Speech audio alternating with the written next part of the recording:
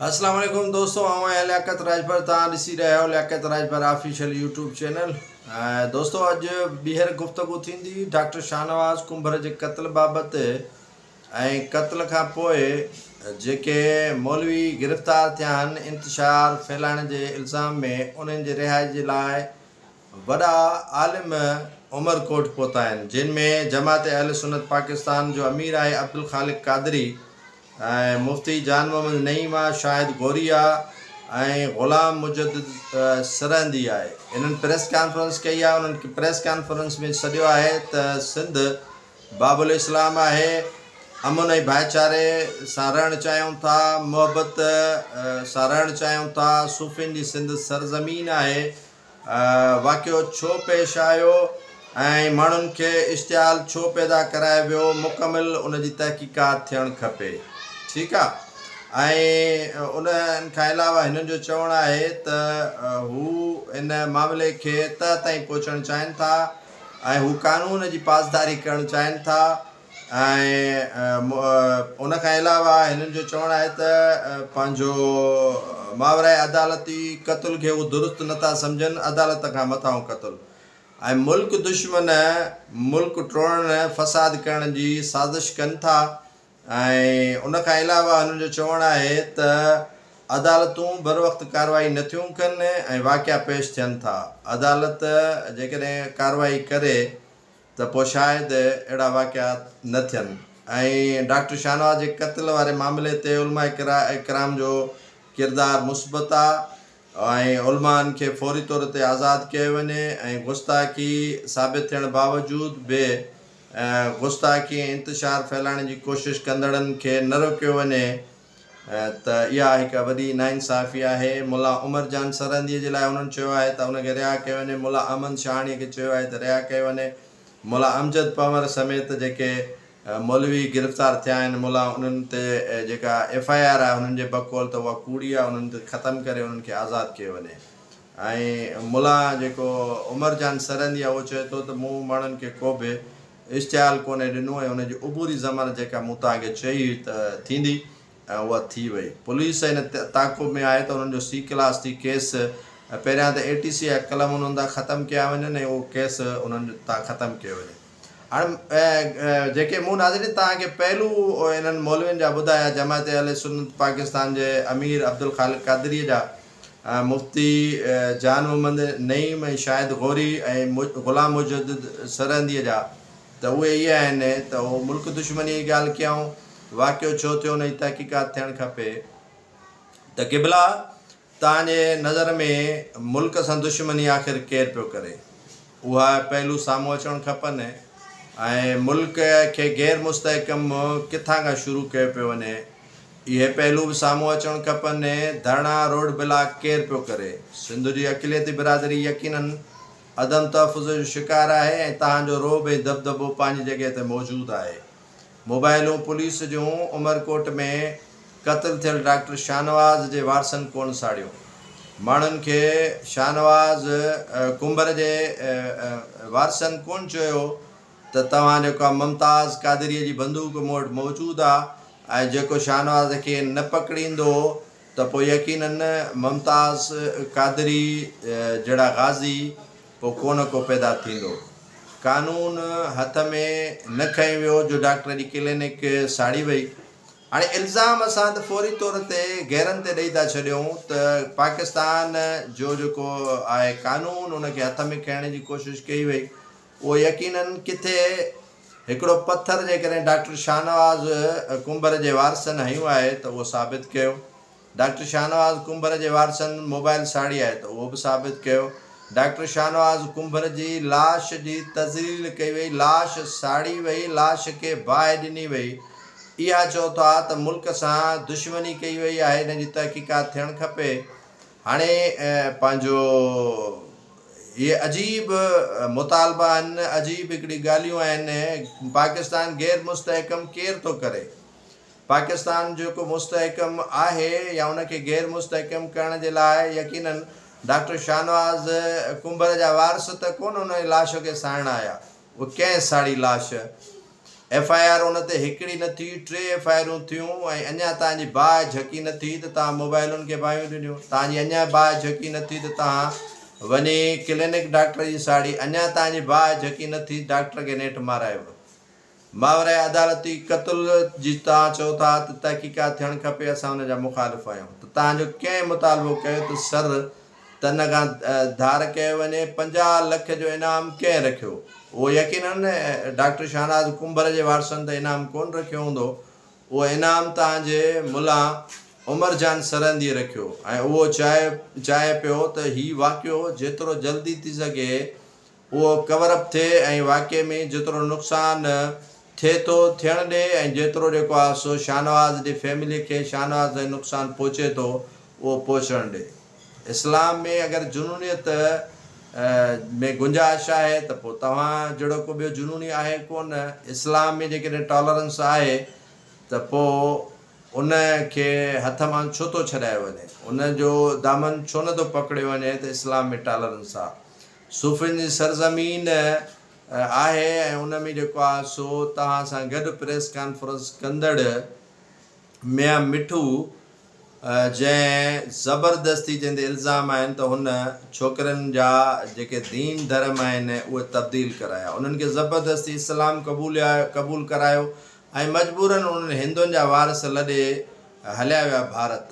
ऐं जेकॾहिं तव्हां चाहियो था त हीअ अमुन जी सरज़मीन आहे मोहबत जी, त पोइ तव्हां वटि मोहबत छो कोन्हे का? तव्हां वटि कुर्ब मोहबत छो मोकिलाए हली वई आहे? तव्हां वटि पोइ इहो इख़लाक़ केॾांहुं हलियो थो वञे ऐं तव्हां वटि पोइ बदतमीज़ी वारी ब्रिगेड छो जेको आहे सो उजागर थिए थी? जीअं कल्ह हिकिड़े न पर 4-5 माण्हुनि मूंखे ज़ाती तौर ते मैसेज करे ॿुधायो त तव्हां बेफ़िक्र रहो, तव्हांखे बि थधो कयो वेंदो कंहिं वांगुरु, डॉक्टर शाहनवाज़ कुंभर वांगुरु।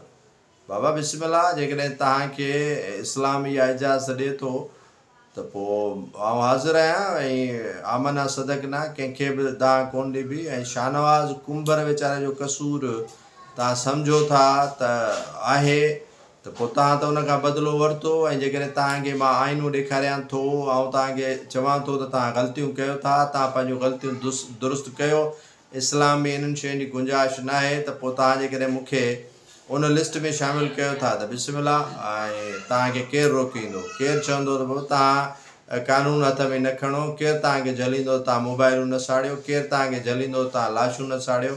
ऐं पोइ वरी तनक़ीद कंदव त जनाज़ो तव्हांजा मौलवी पढ़ंदा आहिनि। भई मौलवियुनि ने जनाज़ा साड़िया आहिनि, पढ़िया न आहिनि। जेकॾहिं मौलवी जनाज़ा पढ़नि हा त यकीनन उनखे क़ब्रिस्तान में बि तदफ़ीन थियणु ॾियो हा, ज़ाती ज़मीन में बि तव्हां शाहनवाज़ कुंभर खे दफ़न थियणु न ॾिनो।